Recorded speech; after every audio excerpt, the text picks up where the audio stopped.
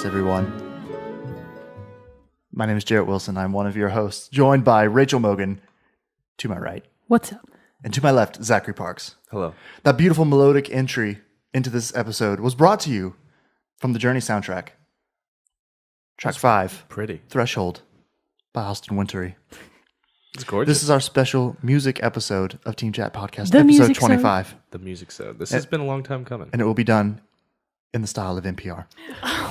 Is that what all of the pauses are about? Yes. Very succinct, very slow, easy to process what I'm saying, so that you can let the music flow through you on this blessed morning of sunshine, We are No recording rain. on a morning. and it's going to be an excellent episode. It is. We've been talking about doing this one for a while. We have, and we are very excited. I'm done Very with the NPR excited. shit. I'm tired of that already. I was about to say, I can never tell like when they're actually done talking. So I was Yeah, I like, know. is he done? I'm done. Is he done I'm now? done. I'm done. Are you I'm done?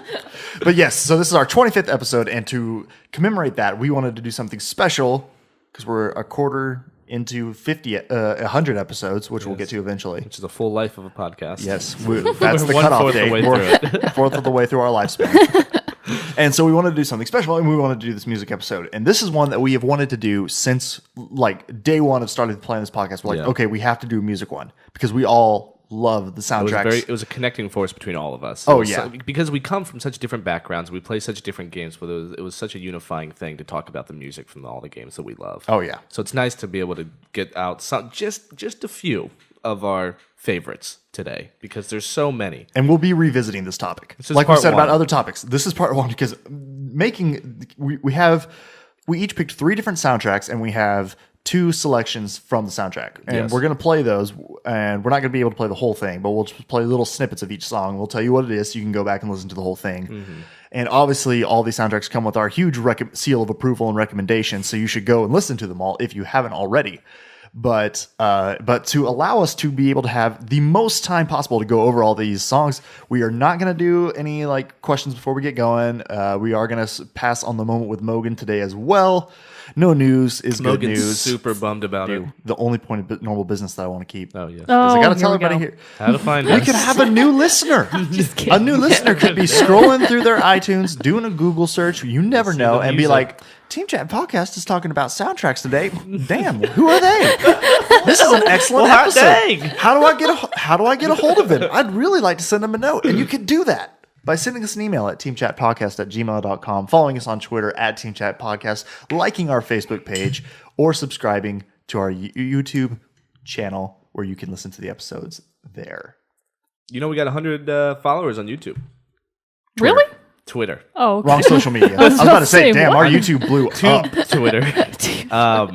So that means we have made it as a podcast. We are Yes. wholly successful, and we'll do it full time now. We will. Yeah. It's Yep. 100 listeners. I mean, that's the threshold. That's it. We just had to get that small sliver of social media all we needed. confidence, and now we're ready to take over the world. But no, so yeah, let's go ahead and jump into this so we can get through and maybe even have time to do a couple honorable mentions if we follow this, if we finish this up in enough time, which will be fun because I have so many. I do. So many. Quite a Before we deal, even too. started, Jerrett had to like shave my list down, and I was like, "No, my tracks. Yeah, I have Mogan so came many." in with her like whiteboard of She's song like, she set down names. this binder. So Yeah. here's my list for this. Yeah. I for this got up episode. at 8 a.m. voluntarily just to listen Dang. to soundtracks until we started. That's work ethic. I know. That was my plan this morning. It's a Sunday. Jared's plan was the plan, But something else happened. Some other stuff. My parents were in town, and it was her brother's girlfriend's birthday, and so we went down to San Marcos last night and had like a surprise birthday party for her, and we were out on the town until like 1. So And did you get a chance to talk to them about video game soundtracks? Is that part of the conversation? Is that something they're interested in? You could convince them.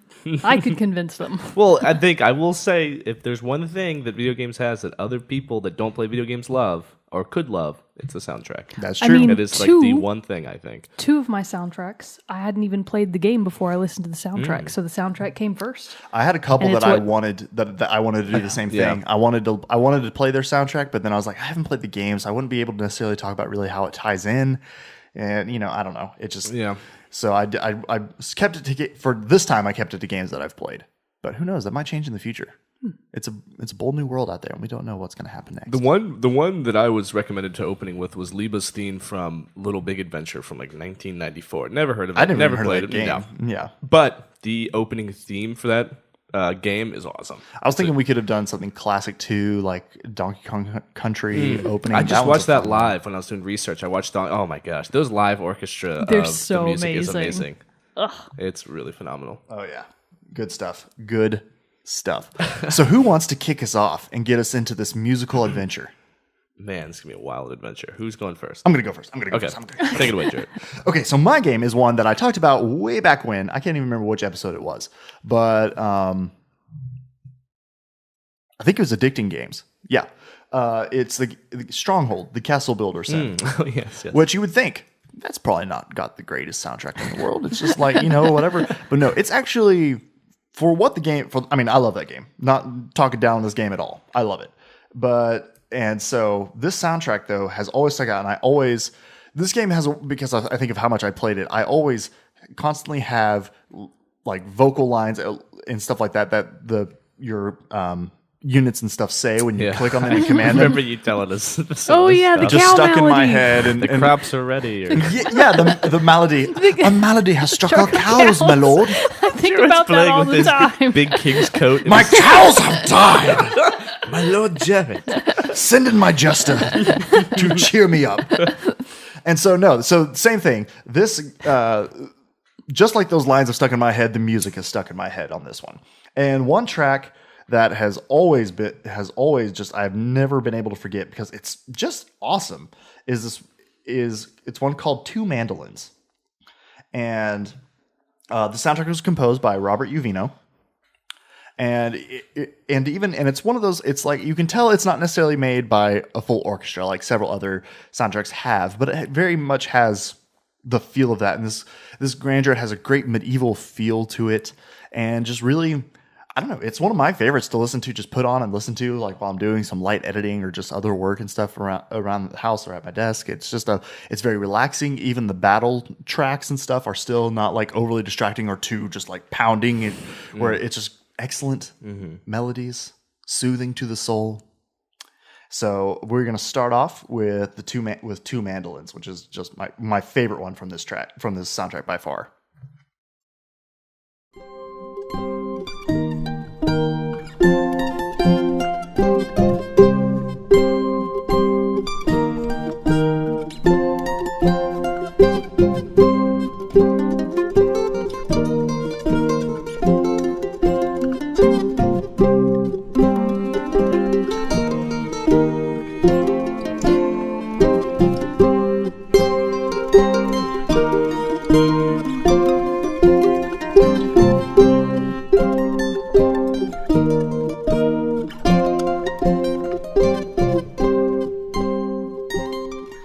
So yeah, That's a really, I could see why you really like that. And I actually see a theme going to develop here, especially with my last two. oh yeah, Really? Yeah, I feel like we all have a certain Aesthetic. appreciation. Yeah, for kind of this. for what we like. Yeah, and that's I really like that. Yeah, because so for me that one, like obviously it's just this, it's two mandolins. I mean, you hear there's a little bit of supporting music in the background, like some like slow string to like just kind of give it some depth to it and everything in there in the background. But mostly it's just these two mandolins that you hear just playing, and it's just it's a simple melody, but man, that melody has stuck in my head. And I mean, for I feel years. like it better sets the tone. Because if Yeah. it were two mandolins plus a full orchestra, I don't think it would really match No, what Stronghold Because is. you were mainly while you hear this music, you're kind of building and kind of building. Yeah, you you're don't want tinkering. something that's over the Right. top and Right. like oppressive, because no, you're focusing on how do I best build my defenses? What units should I be building? And just that music and stuff like that tied in with the vocal cues and all that stuff that you hear. I don't know, it just really gave it this folksy medieval feel to, very to the whole authentic. game, a very Yeah. authentic feel to the game. Felt as though I was walking through the market on a sunny morning. Yes, it was very Buying my nice. bread and vegetables. Yep, making your stews and such. But then the other track that I did want to play from this is also, it's called Dark Time. No. Yes, Dark Time. And it's what plays when you are actually under attack. So even then, you're not, again, you'll hear it's not overly oppressive. It's still there, but it also when you have all the sound effects of arrows whooshing through the air and metal clanging and stuff and trebuchets and catapults firing and hitting, this all just provides this very just strong battle atmosphere and really puts you in it, and like you're just focused. You're moving around. You're ordering your troops. You're rallying your defenses and stuff like that. It's awesome. So this is Dark Time from Stronghold.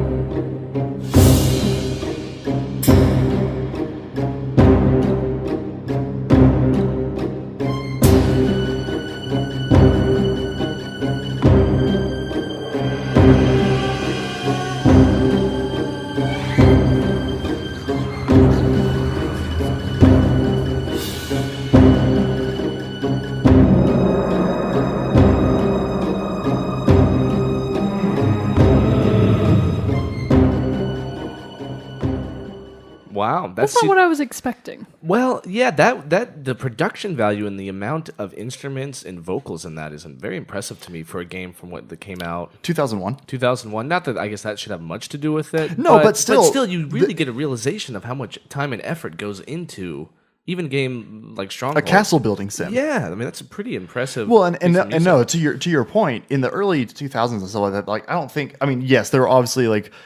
Not to take away from this great soundtracks from like Mario, Donkey Kong, and then even Final Fantasy and stuff like that. Like I know those all have great themes and everything, but still, like video game music back in the early 2000s was when it was still mainly like synths and Yeah, it was a little different.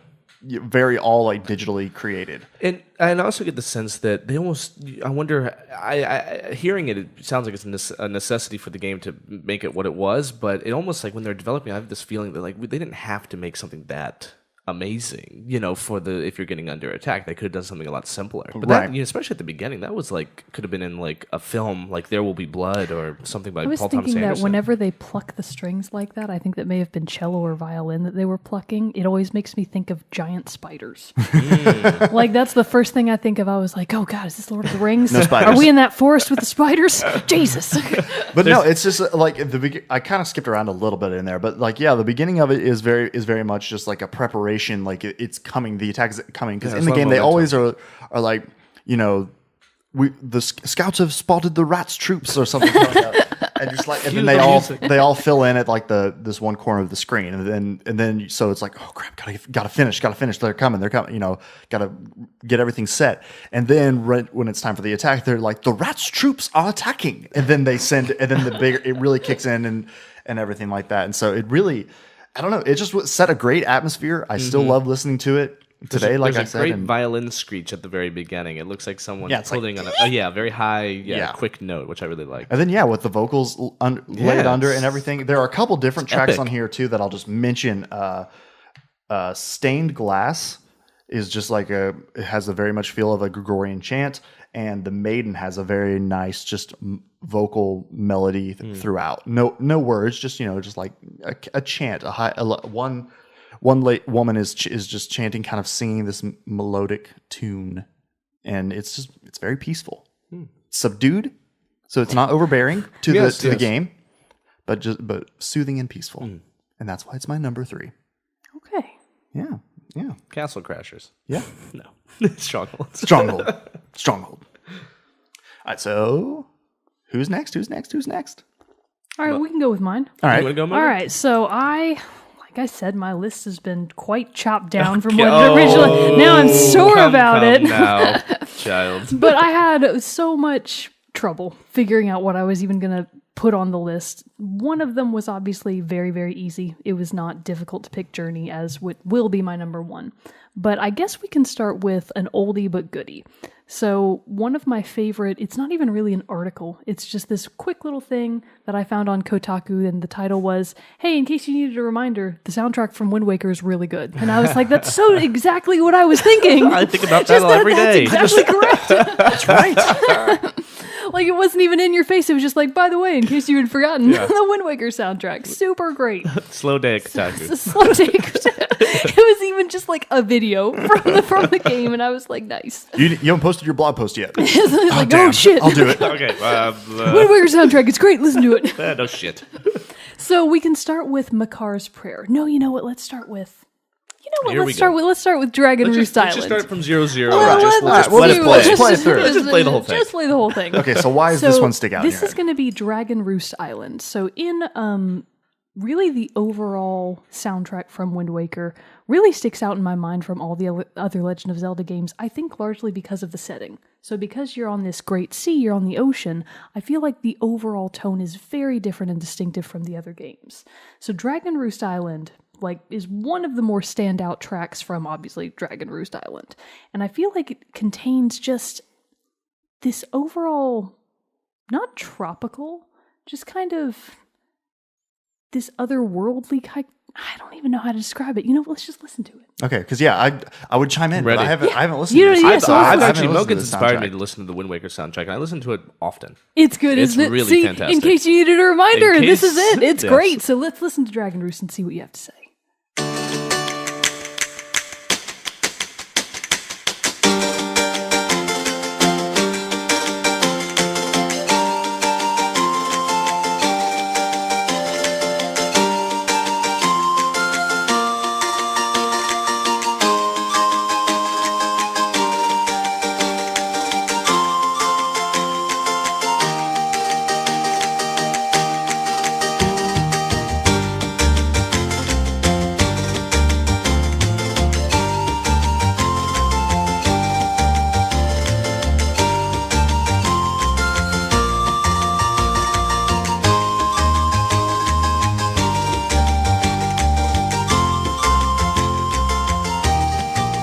Dragon Roost Island. So now that Nice.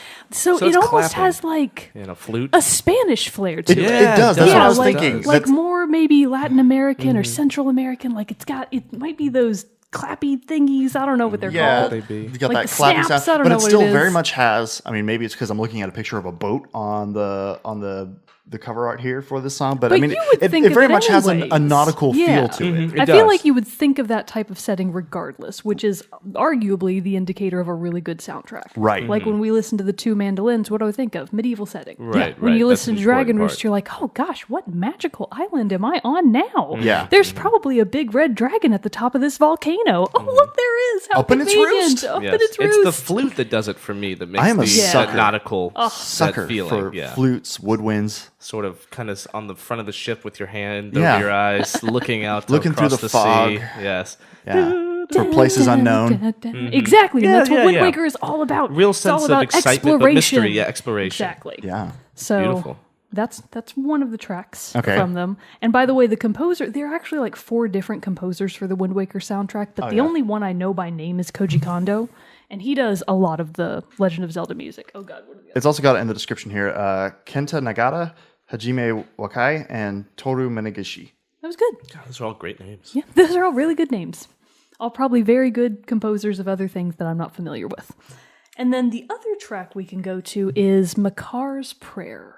So Makar is arguably the most pleasant and helpful little companion you get throughout the game. He's only with you for a short time, but he's adorable. He's a little forest tree sprite creature called a Korok, and this is his prayer. Of course. The Koroks. The Koroks. Jerrett. Duh.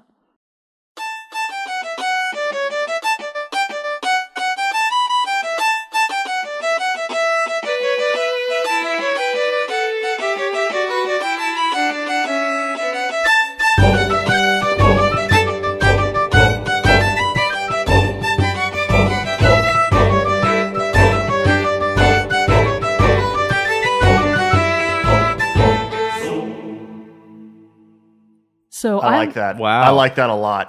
Yeah, go ahead. I listened to the looped version of this just on endless repeat. Is that how long it is? It's only No, just so Makar's actual prayer is in fact just that long. Okay. So he's literally playing his sage song because, as it turns out later in the game, oh spoiler alert, Makar is actually the reincarnation of one of the sages who guard the temple of, I forget if it's actually wind or earth, but so he guards the temple, and to basically imbue the master sword with the power of his sageness, I guess, that's the song he plays.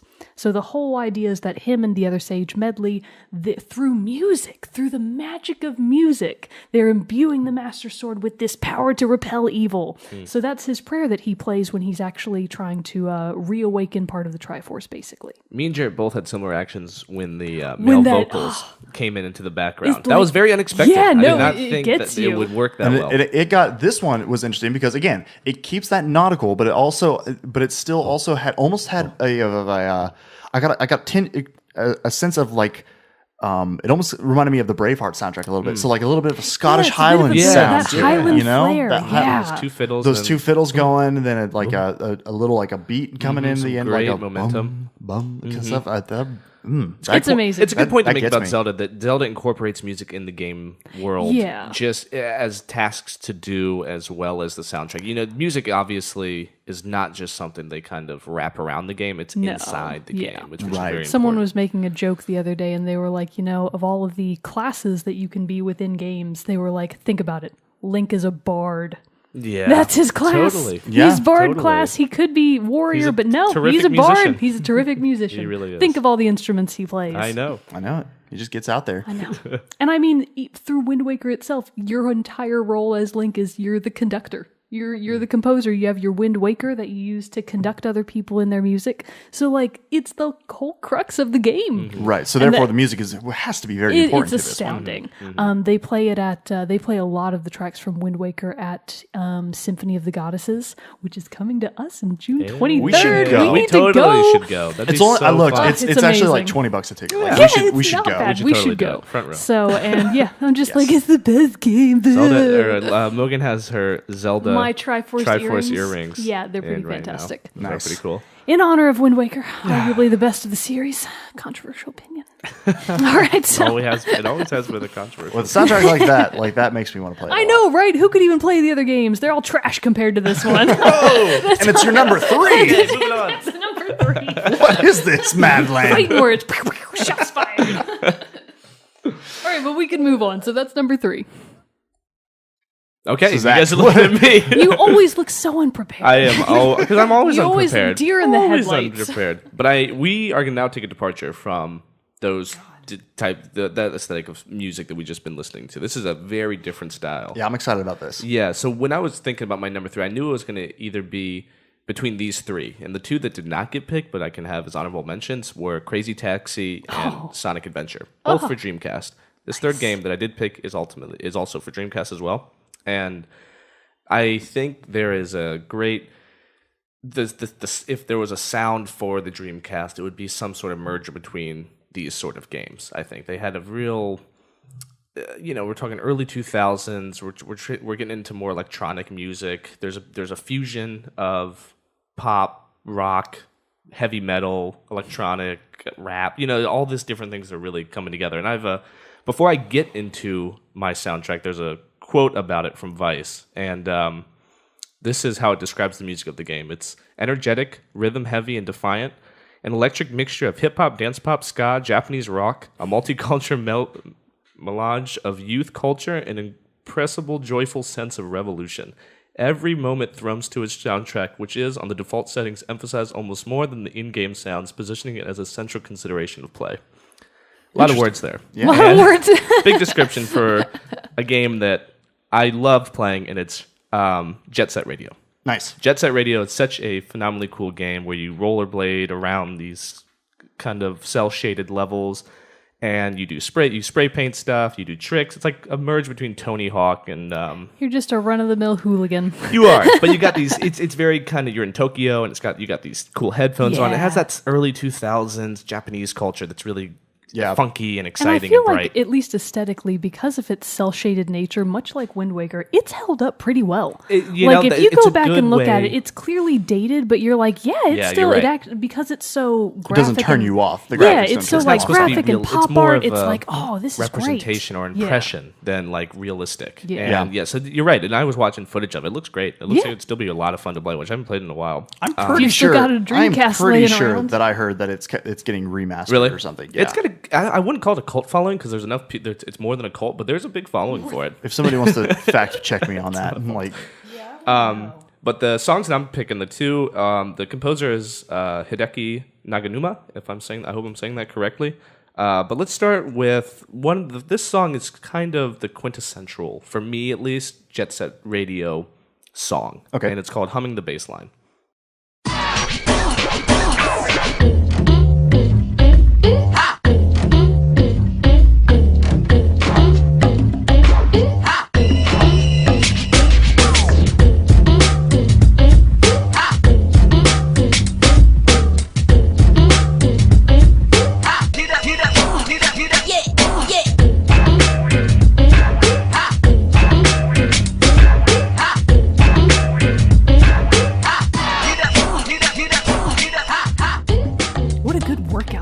Yeah, seriously. Right. Like, I just want this soundtrack stuff. now to for when I go to the gym. Like You guys if you're, all the songs on the soundtrack have that similar vibe. They're mixing and matching so many different styles and genres of music. It's really fun. Yeah, when it started, I said it sounded like it gave me it sounded like it was Beastie Boys kind of stuff. Yeah. almost. It sounds like Beastie. It sounds like it's got the ska drums. It's got some DJ scratching in there. And whenever I hear this music, I just I can see the characters just rollerblading around these cities through pedestrians and like doing tricks. It's super mellow and it's a lot of fun. I really love the entire soundtrack. But that for whatever reason is the one that makes me think of the game more than the other ones. You know what I mean? Yeah. It's I don't know if it was. I mean, played it's a during the great menu. introduction. I haven't heard any of the rest of the soundtrack, Me neither. but that like gives me a really good idea of what the game I'm in for. And you mentioned that it's like Splatoon. It actually does. So, like, listening to that, it reminds me of Splatoon. And I was, while we were listening to it, I was like, they also go around cityscapes and paint stuff. It's the same There you game. go. It's the same game. Just repackaged. Just a new Jet Set Radio for the new era. So the other song that I decided to pick, though, is actually even a pretty large departure from that. Each song really has its own feel and can kind of be placed on its own. So this one is no exception. It's called Grace and Glory, and I mean, even the title. And I know. And I was going through the soundtracks. I don't remember like when this comes into play during Are we the going game. to church in the game to repent for Wait our till you guys hear sins? this. Wait till All you the hear this. vandalism? Damn teens and their Those graffiti. damn teenagers. And you talk about Zelda like music being a part of the in-game component. This is the Jet Set Radio is an actual radio station that is a huge component of the game. It's got DJ like K Professor, and he often comes on. He talks about the music he's going to play. This is no coincidence that the music sounds like this and is so incorporated into the game. So this is Grace and Glory, which is a little bit different.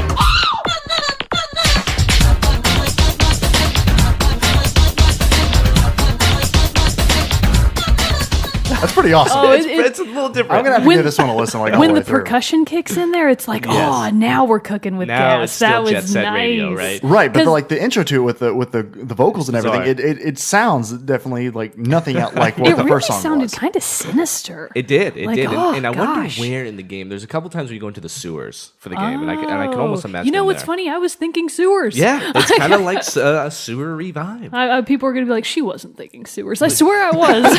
Yeah, she's alive. Mogan, come on.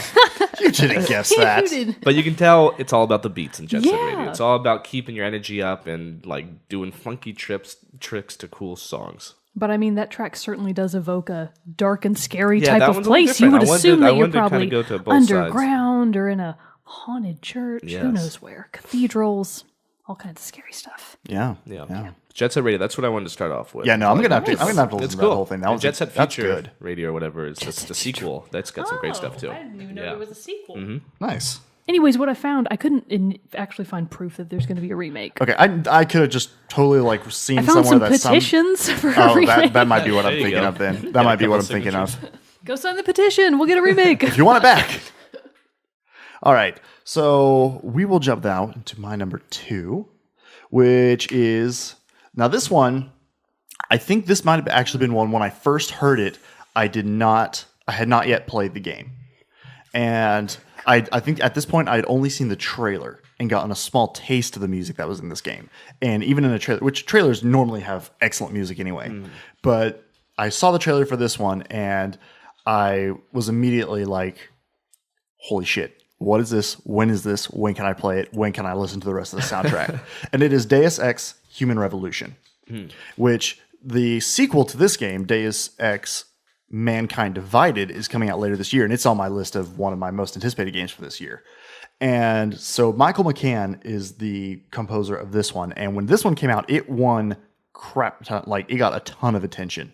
Because it had also been several years since there had been a Deus Ex game. Yeah, like they I don't think the pump first those out at all. like Those those are- like early 2000s was when the last one came out. This one came out in I believe 2011. Yeah, they take their time. And so yeah, quite a gap there. And so, you know, it was a revitalization of the series, and with it came a revitalization of the music. And this main track, This is exciting. I know. I've never played these games. dude, this soundtrack is ridiculously good. And so the first one I'm going to play is the main theme, Icarus. And this is the one that played during the trailer. But no, just strap yourselves in. It's a good one.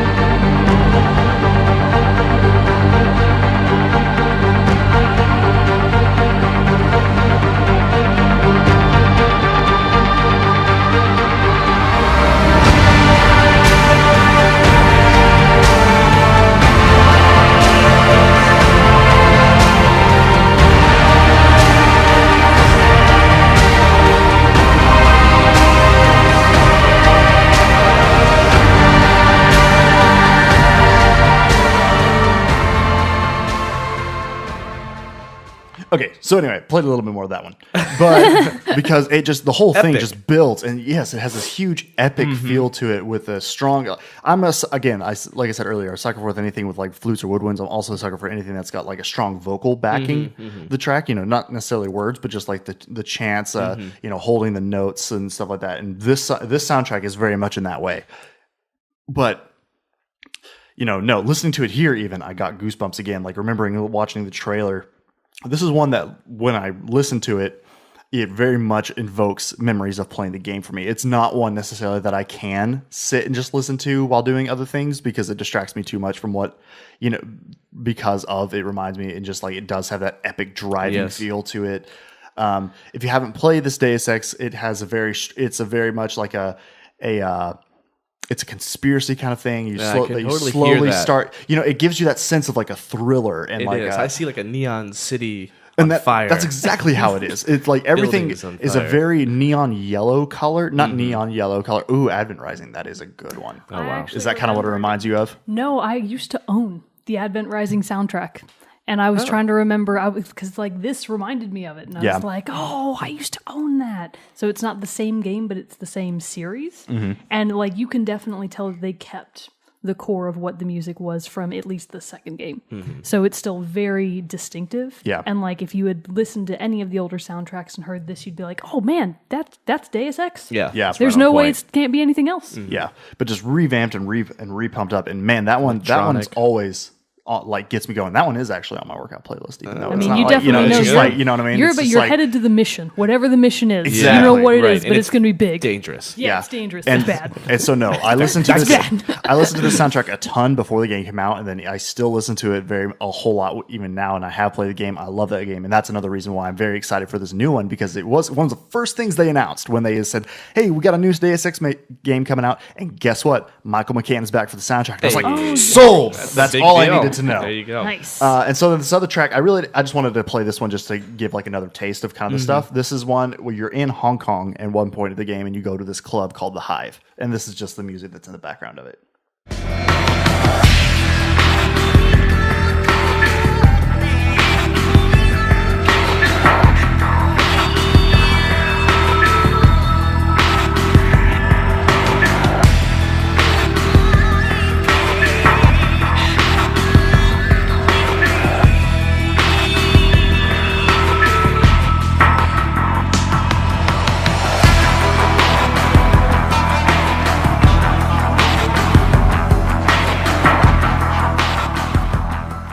So that one's cool too. That's so like slow motion walking through a club, Yeah. scandalous dresses and like drinks and like but Drinks, everyone's you're, like, a criminal. You're like looking through for everybody, looking for your target and stuff like that. No, very much so. And then, like I said, it's in set. This club is in Hong Kong, and so the vocals change because now they have a very Asian feel and influence to how the vocals sound, and it's just a nice example of how it molds to the setting.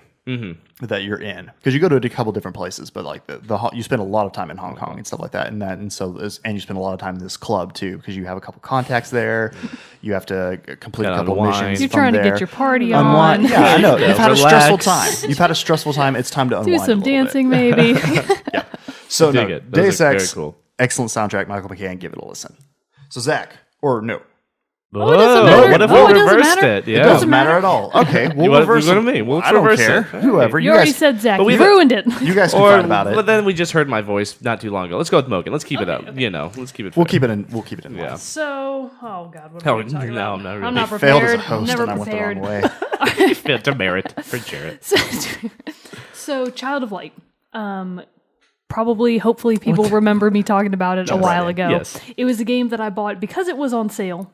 Because I really had no intention of actually purchasing the game, because before I played the game, I just listened to the soundtrack, just relentlessly. I mean, this is the kind of music that I listen to at work all the time.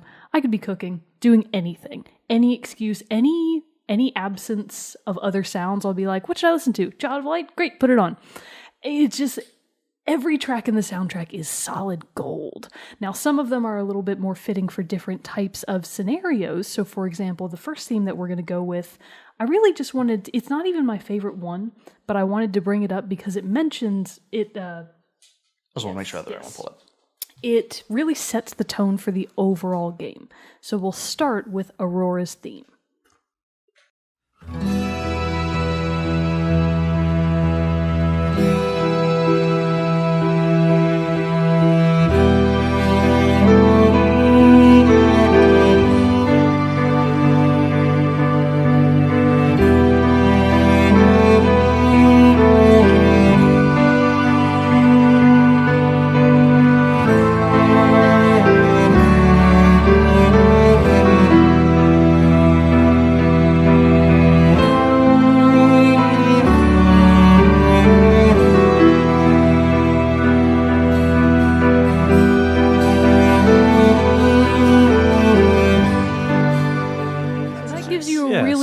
So that's actually the music that does in fact play on the title screen.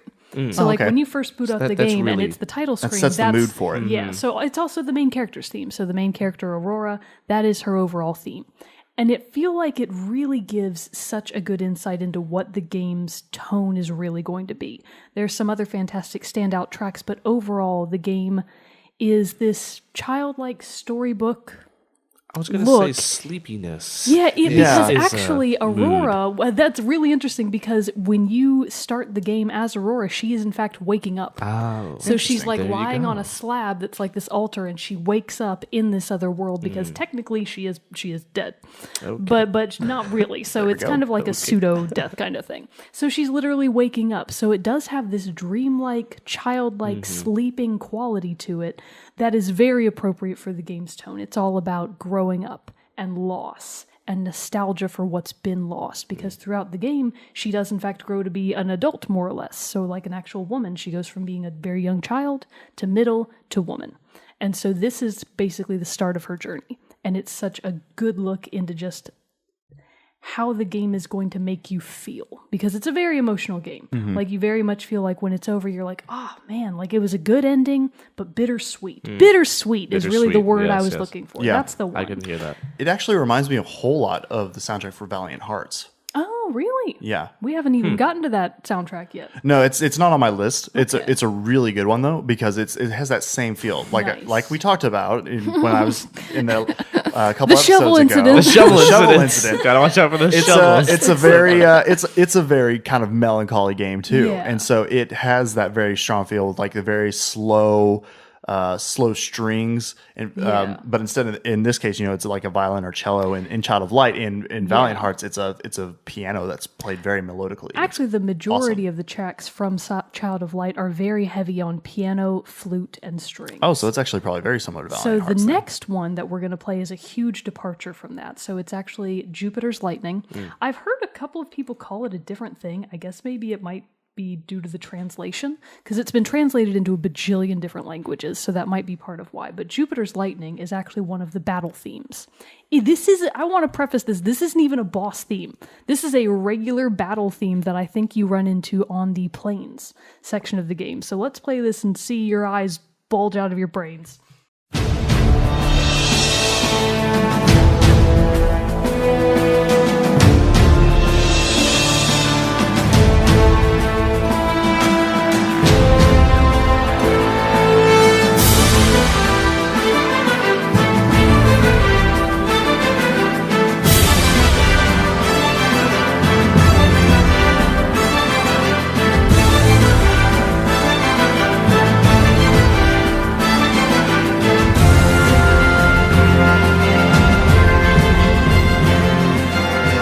That's Jupiter's Lightning. That's awesome. How different is that from so- Aurora's theme? Because the Aurora's theme is so melodic and, like I you said, know. melancholy, and this one is so epic. And There's beautiful. very much sense of triumph in it. So it's interesting that when you're fighting people, usually you get a sense of maybe danger in the music. Right, This it's is like, more like keep you you're on your gonna toes. yeah. This is like you're gonna win. This reminded me of like an Olympic. Do we have time for just one other counterpoint? Yeah. Okay, We so can do one more. to juxtapose that against one of the more desperate sounding themes, let's go to, Metal Gleamed in the Twilight. Let's just listen to a little bit of this one.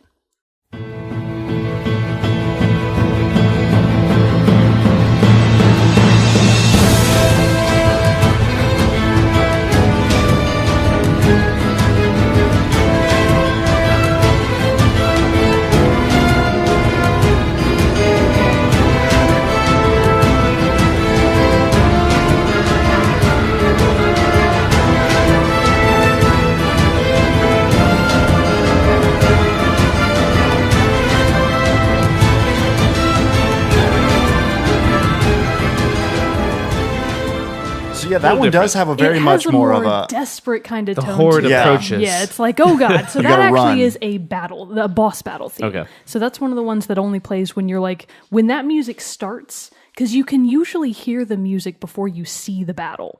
So like, it's coming, and then you hear the music, and you're cute. like, oh shit, Yeah. fuck, we're fucked. like Get meta ready, games. get ready, Yeah. get ready. Shit. It really does. It makes you like brace yourself. And so it's just such a different style of music from what the overall game is. The battle themes are extremely like heart pounding. Like if you're imagining me playing games, I'm leaning back against my futon, and then this music starts, and I'm immediately You're in leaning it. forward. I'm like, oh shit, Sucks in. fuck. gotta pay attention now. I can't God, just pay be. attention. Oh, Jesus. So this is actually all composed by Beatrice Martin, and she does have a stage name, which is in French, and I'm not even going to try to say it for fear of embarrassing myself. So she is a Canadian composer from Quebec. So that's where the French stage name comes from, and she actually played the vast majority of the actual parts. So all the piano and violin, I think that's all her. Wow. She's Wow. extremely Super talented. talented. Yeah, it's crazy. And then the battle themes that have all of that overlaying orchestral pieces, they actually did commission a full orchestra to Nice. do That's those. Unbelievable. And it's just like, full orchestra. like Yeah. I would pay so many dollars to see this in Are you person. listening? I know. I can probably only see it in Canada.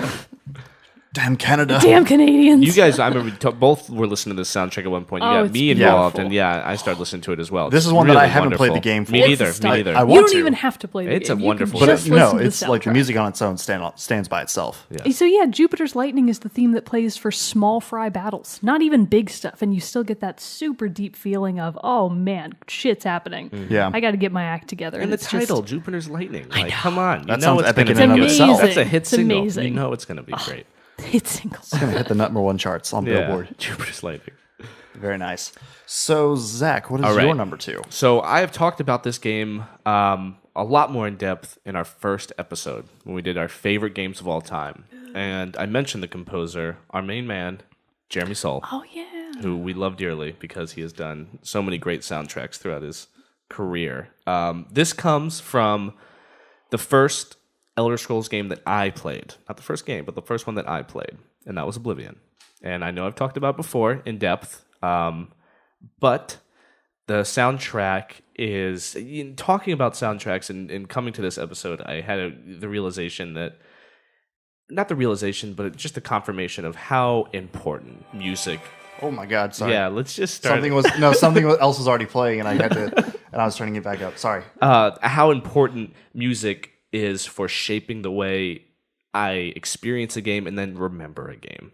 I often compare Oblivion to Skyrim, and I've had many comparisons. I think Skyrim's a really wonderful game, but if I would put the soundtrack side by side, Oblivion has a magic little touch in the soundtrack that sucks me back in so much more than Skyrim. So quick question, were they both composed by Soul? I believe so, yes. Oh, okay. But very different atmospheres. Skyrim, Nice. and I've said this before, but Skyrim is much more drum banging and kind of loud and very ferocious. And Bombastic. You're going to kill dragons. Like, go. And you're like, all right. Which is great. I mean, the tone is what the game needed, but I'm much more a fan, think like you guys, of sitting in a forest under a tree, reading a book, playing my flute. Oh, now we sound lame.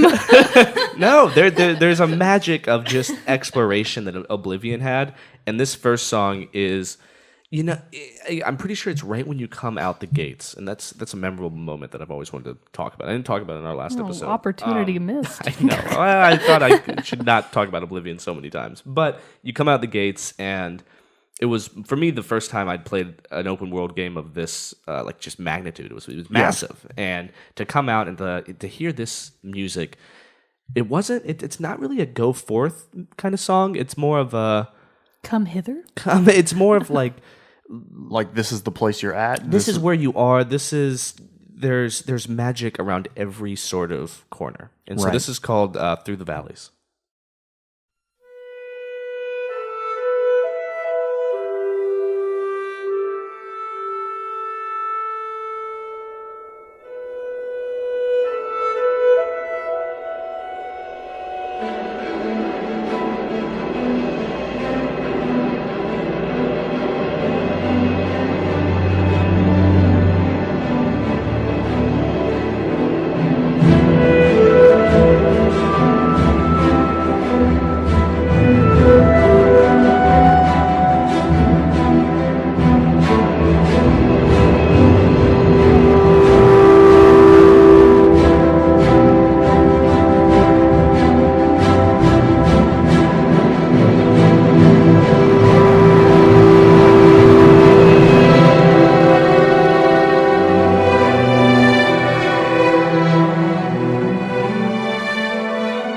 So what's nice about that, and you hear it, is there's almost two styles going back and forth or overlapping each other. There's the behind the kind of the violins kicking up and getting louder and louder towards what you would think would be a really large crescendo, but it really kind of plateaus. Right. It stays at a very somber, I think, kind of mood. And the flute really helps that too, because it's kind of playing over that, and it keeps it from exploding. I think it kind of keeps it in that same realm of just lightness, and that's one of the I love that about it. Yeah, no, it definitely, that's kind of how what I was thinking too, because it starts off and then you start getting it, you get that sense that it's building and it's getting out, and you expect it to just like become this huge epic score, but it just doesn't quite get there. Stays still. Exactly, and there's a stillness in Oblivion that's good that exists throughout the whole game. But yeah, that's like that to me is really the world opening up. It's like a flower opening, and you have this whole wide world to explore. So there is, I guess, there is a sense of exploration in that, but it's more of a tone that exists within the land, I think. The other song that I have is, when I think about it, I think about like sneaking around at night. You love sneaking around at night. Sneaking. I love sneaking. Sneaky, Whether You're it's Sam criminal. Fisher or my character in Oblivion.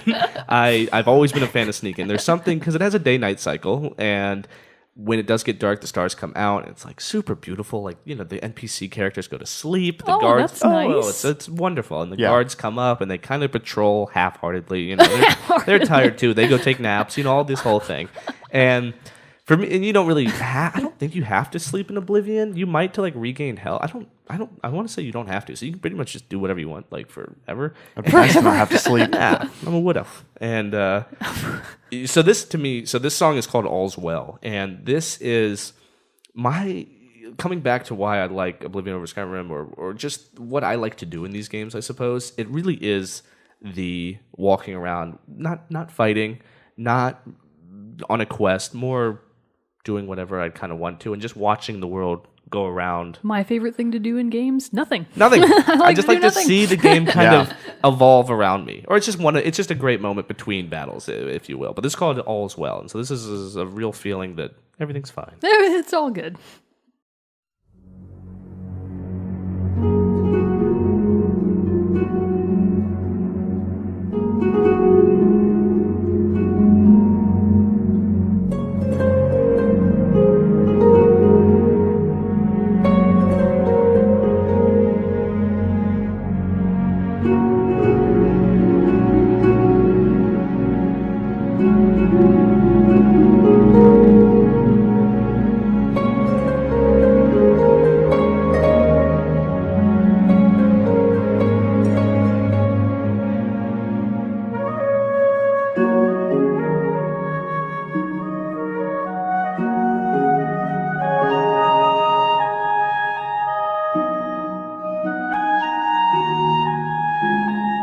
Pretty, right?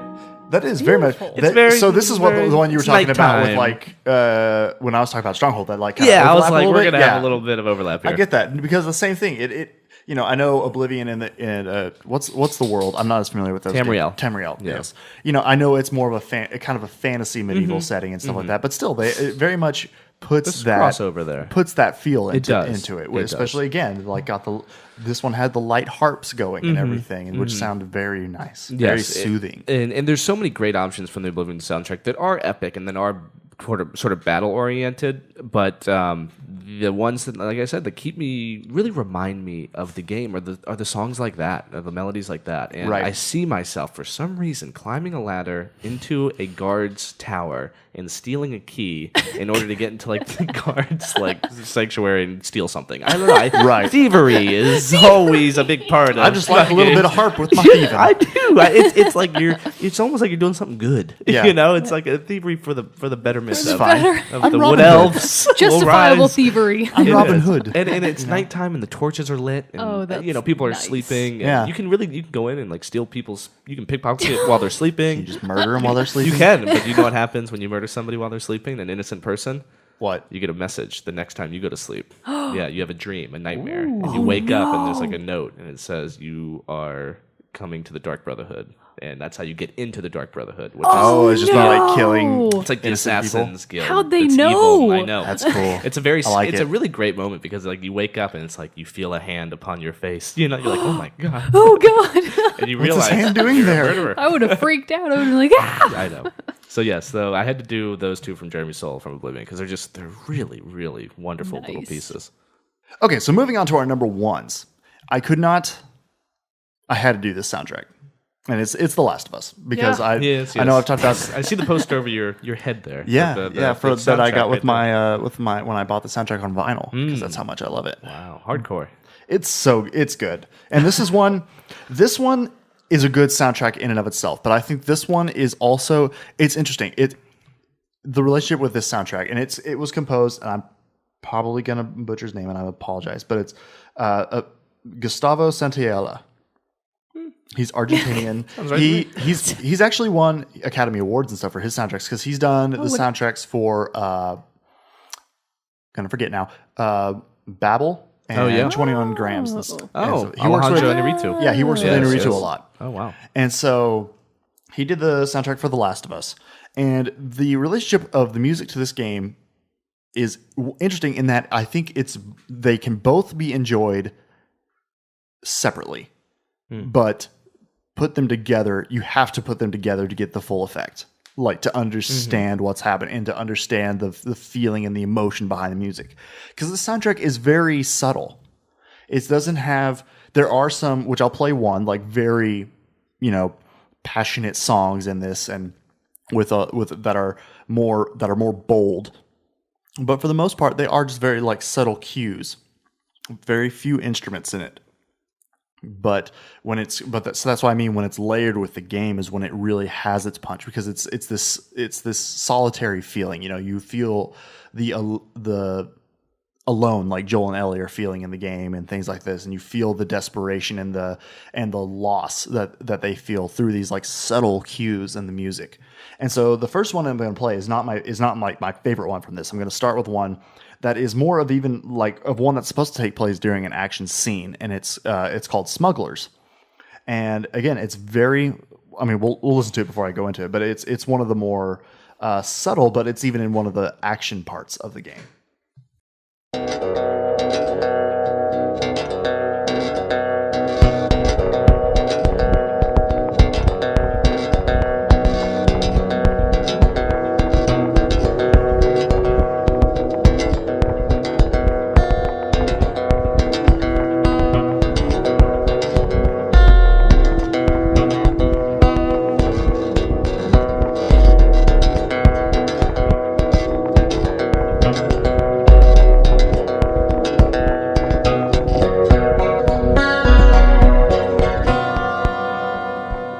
That's one of my favorite ones we've heard today. Yeah. What?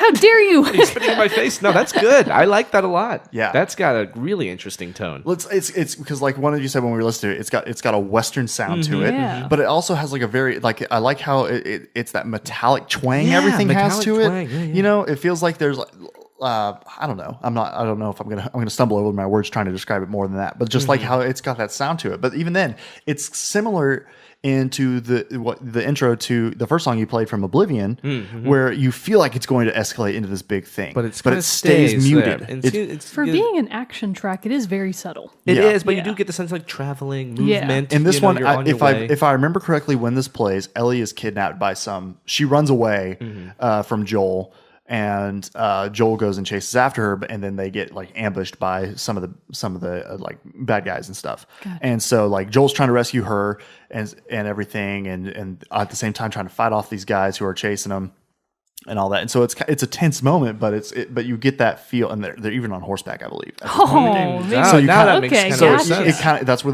the Western tie kind of comes into Okay. there, and so that's just an example. And like some of the songs on here aren't really all that long. The majority of the songs are under 2 minutes long, but they all are are a very simple theme to it like that. Though it was very multi-layered too. I mean, I heard a fair Yeah. amount of instruments in there. So Yeah. what's interesting, the clicking part, that's kind of like just that Yeah, there was towards the- percussion yeah. thing that's kind of under the whole thing. That actually reminds me of the clickers. That's what I was Yeah, going to say. yeah. I feel like that's That like was some- very a little evocative reference. of like the environment at large. So Yeah. that's nice. That's Yes, a good one. yes, good pick. It's great. Now this last one, this is my favorite one from the whole soundtrack, and coincidentally, it's called The Last of Us.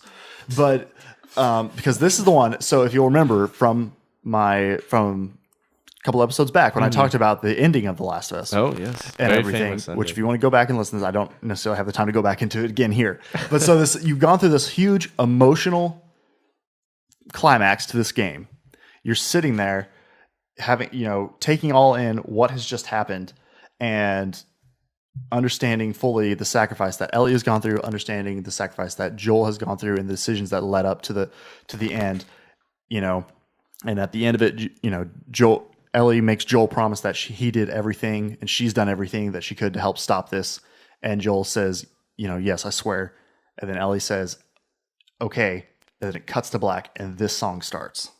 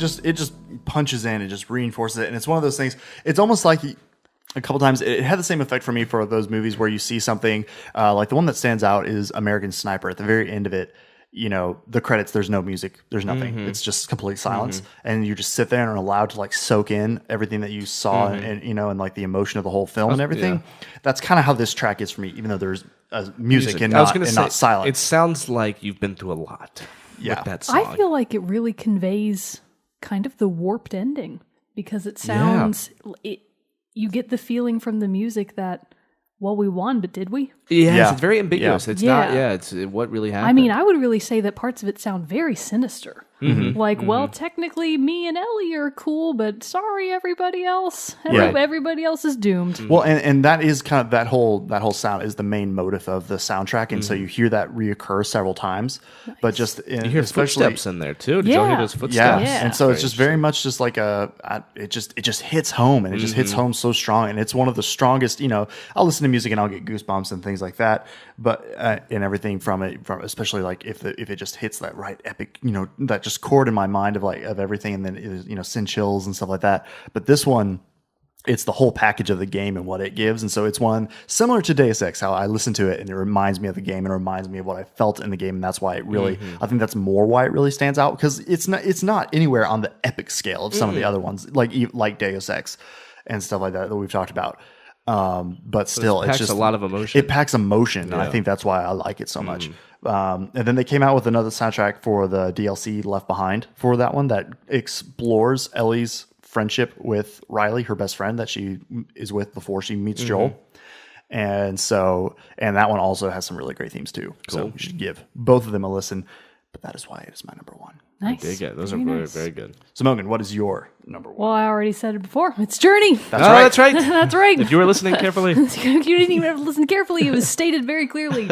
So the Journey soundtrack is arguably one of the ones that I probably revisit with the most frequency. So Journey is the kind of soundtrack where, Jupiter's Lightning from Child of Light, we were joking while it was playing that's the kind of music I listen to when I'm trying to get shit done, so that it plays and I'm like, oh God, I gotta do crap. Journey is what you play when you're trying to do the exact opposite. Journey is what I go to when I'm trying to calm down. Like if something has happened and I'm just like, I'm feeling really anxious, I need some way to come back down from this level. Journey is what I play. So let's start just with the opening, I can't even say it, theme. Taste. So this is Nascence.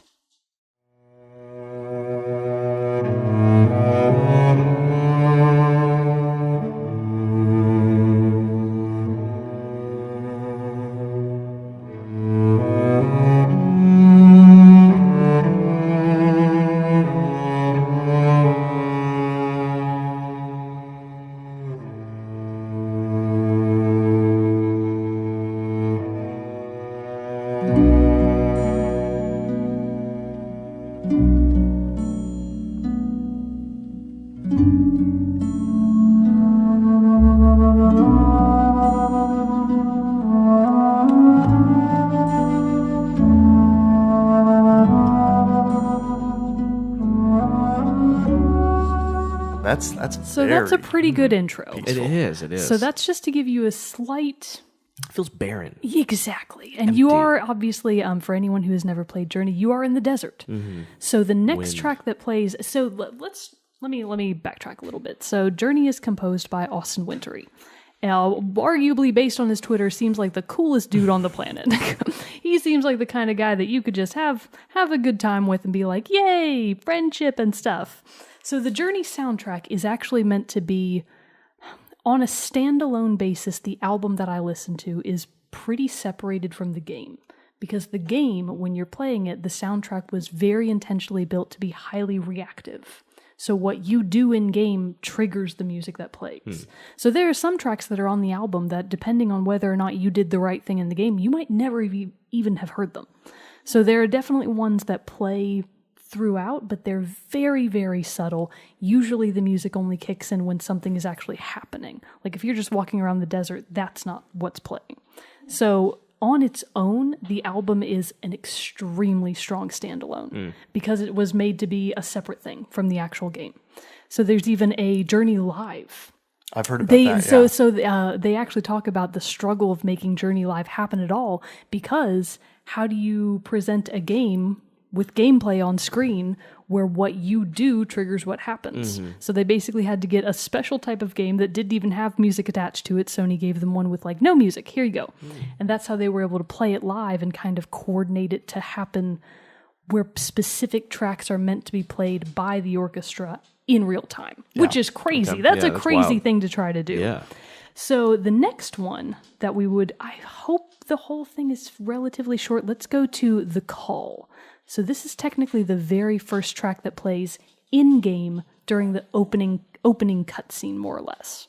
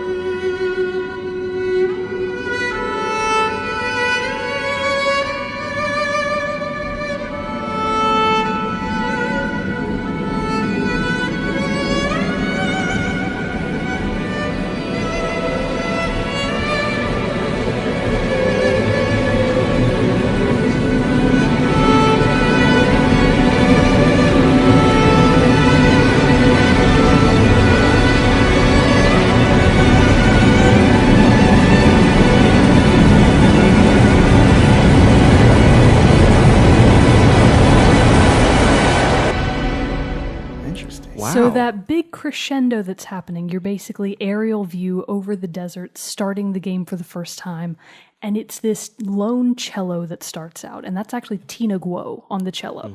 You may have actually heard of her before. She's done a lot of stuff. Like, she's one of the more famous cello players I can think of. She's been in quite a few different live shows. I think that her and Austin Wintory are actually friends, like in real life, which makes sense because she's insanely talented. So The Call is that very first song, and I even love the title, The Call. I know. To me, it felt like something would be rising because out of the ground. The game, in the distance, you're progressing toward this mountain that has like a light beaming out of it from this crevice in this mountain, and you're progressing through the desert, through this ruined civilization towards this mountain. And The Call starts you on that journey. And it's just like, what a perfect track. And I think Wintory actually describes it as, it's this lone cello that is meant to be you, the player. You're the cello. And then this orchestra and this crescendo kind of joins you and builds and builds and builds, and then boom, drops off. And that's when you actually see for the first time your character, this red hooded, red scarfed character. And it's just like this blank slate, like this empty absence of music. And it's like, oh, that's me.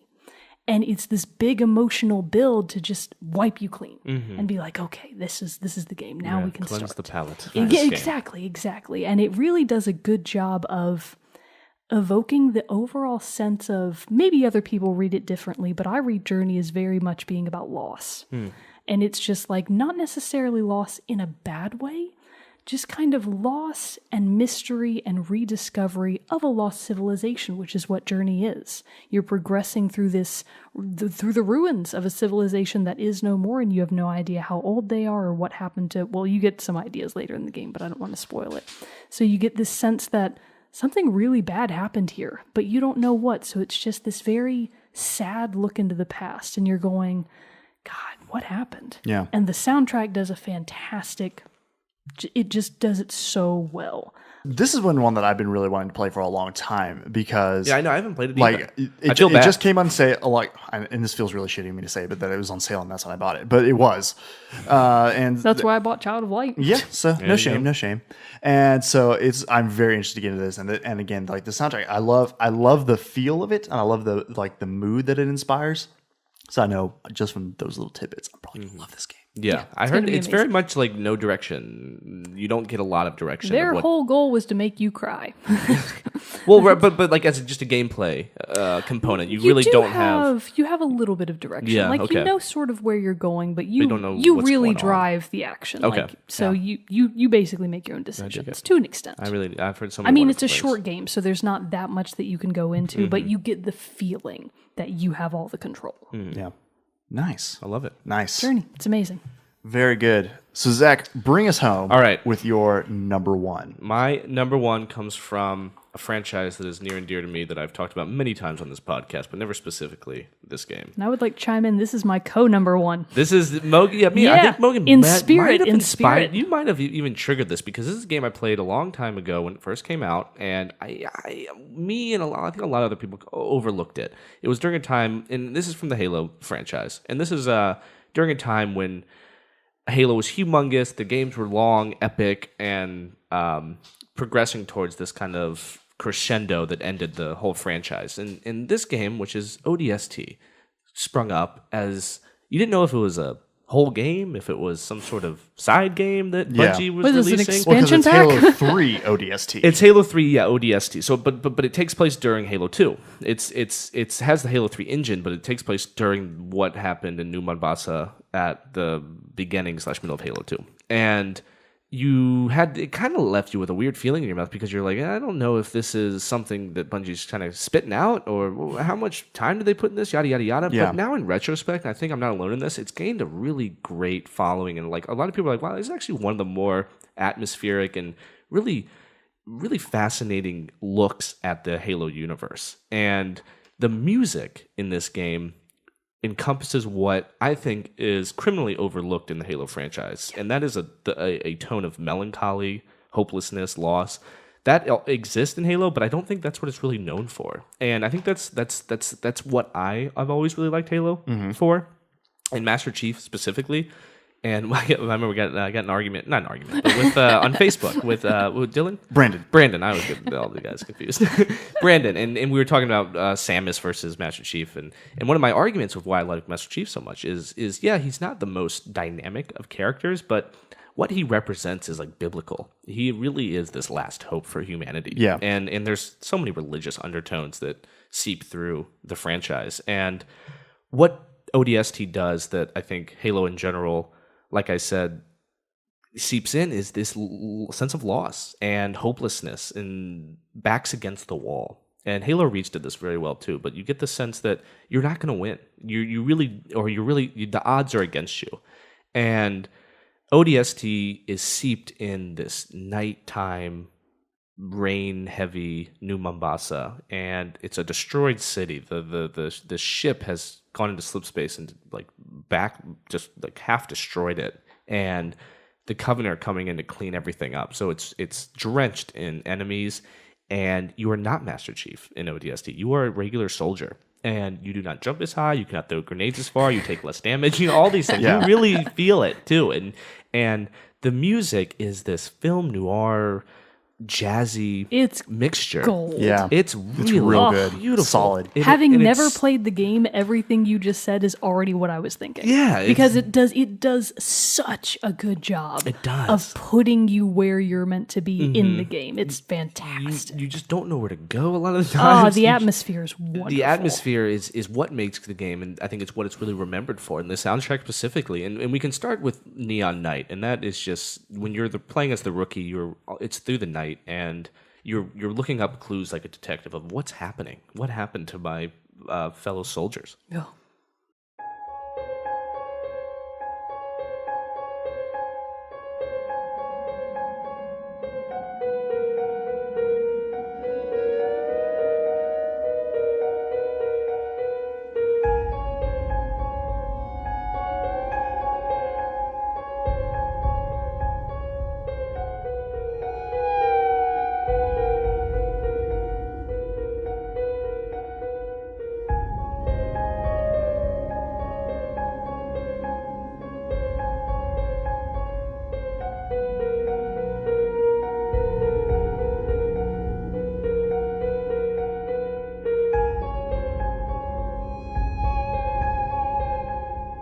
Good, right?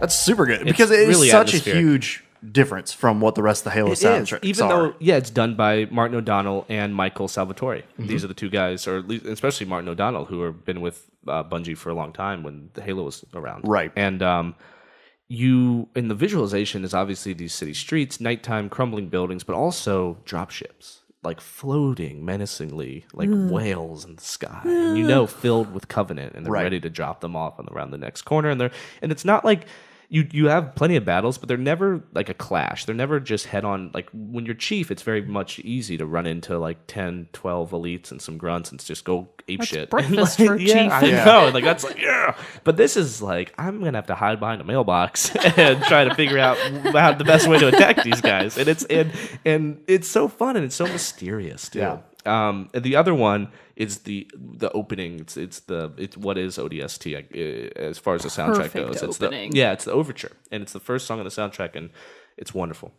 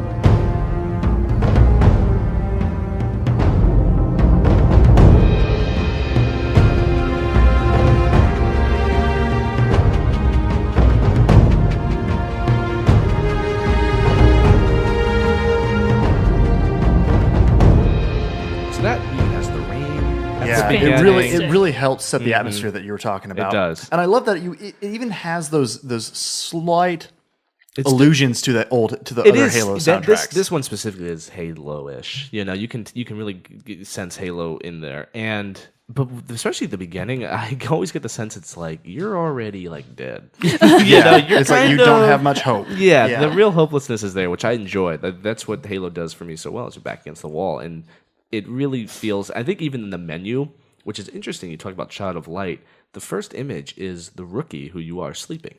He's asleep in this. It's been a while since I played ODST. I need to get back to it. It's totally worth going back to. But it's interesting that you're asleep. Wii U? No. What? Is that available for Wii U? No, it's not. Oh my goodness. So it has that. Like maybe this is a dream or something. You know what I mean? That's or a nightmare. Or a nightmare. Like, that's a possibility almost. Yeah. So it's magical in that sense and very different from the other Halos and surprisingly done by the same composers. Yeah, I'm surprised we didn't have more Martin O'Donnell and Michael Salvatore on this episode. We could have. We'll get into more because there's so much Halo we could do. There's Destiny music that we could do too. They're excellent composers. Yeah, and everything like that. But yeah, I was kind of surprised that we only had the one. But at least they made it onto the list too with ODST. But no, Halo 3 ODST is fantastic. The whole thing. And if you haven't gone back and played it in a while, totally recommend it. I can't remember which track it is because I actually don't listen to the one that includes the track titles. But eventually, I think like at the halfway point, there's a track that includes like metal guitars, and I forget which one it is, but it's much more. I'm not gonna know the title. It's a bit more up tempo and like a little bit more extreme. There's definitely those moments when you're fighting. They definitely have some cool up tempo moments. Nice. All right. Part one done. Part one done. Because, like we could go on we've gotten into discussions like this just amongst ourselves, and they've gone on forever, and we just jump around. So I'm glad we were able to like really contain it to these because or else we could talk about this one all day. And so, but yeah, those are our first entries into our favorite soundtracks. So please let us know what your favorite soundtracks are. And this is one I desperately want. Yeah, no, I really want to know because like if there's ones that we didn't talk about, I'm always on the hunt for new soundtracks. Yeah, me too. So like hit us up, let us know, send us an email at teamchatpodcast@gmail.com, follow us on Twitter and send us your suggestions there. Like us on Facebook and write us a note on there too. And so let us know what your favorite soundtracks are, some of your favorite composers.